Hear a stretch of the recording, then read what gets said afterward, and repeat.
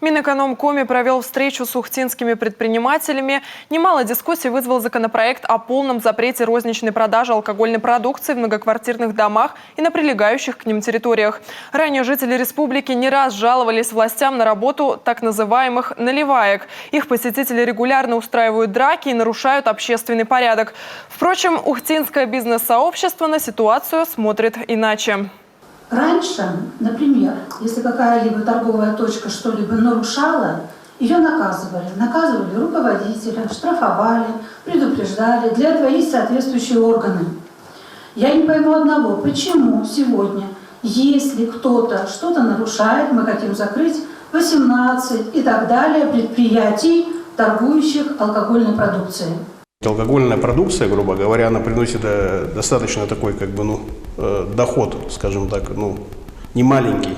И большинство кафе открываются, грубо говоря, для того, чтобы, в том числе, алкоголь приносил прибыль. Одно кафе просто так, оно не выживет, грубо говоря, без каких-либо таких вещей. Может быть, правильным действительно было ограничить доступ алкоголя до 10 часов. Также предприниматели Ухты просят активнее развивать в муниципалитете работу филиалов Центра «Мой бизнес» и даже предлагают создать отдельный мобильный информационный ресурс. Почему бы не сделать какой-то мобильный ресурс для мобильного приложения, который я скачаю, где я зарегистрируюсь как предприниматель, и мне автоматически будет сыпаться все, что вы предлагаете, и в том числе федерация предлагает. Понимаете?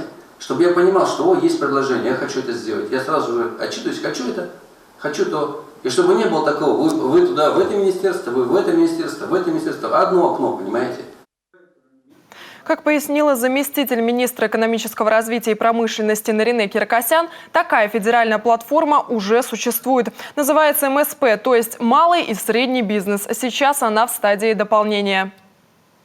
Цифровая платформа, которая создается для того, чтобы аккумулировать все меры поддержки, начиная на уровне федерации. И мы, все органы власти, каждая моя инфраструктура поддержки, в том числе органы муниципалитеты, органы власти, все подключились, заключили соглашение с корпорацией МСП, и мы туда подгружаем всю информацию о мерах поддержки. Вот она идет в режиме разработки. Кроме того, в прошлом году создан отдельный портал меры поддержки правительства Республики Коми с похожими функциями. На сайте поддержка.ркоми.рф можно узнать обо всех мерах поддержки бизнеса на республиканском уровне. Эта информация для ухтинских предпринимателей стала новостью. А потому вопрос информирования местного бизнес-сообщества в Министерстве экономического развития и промышленности Коми пообещали взять на особый контроль.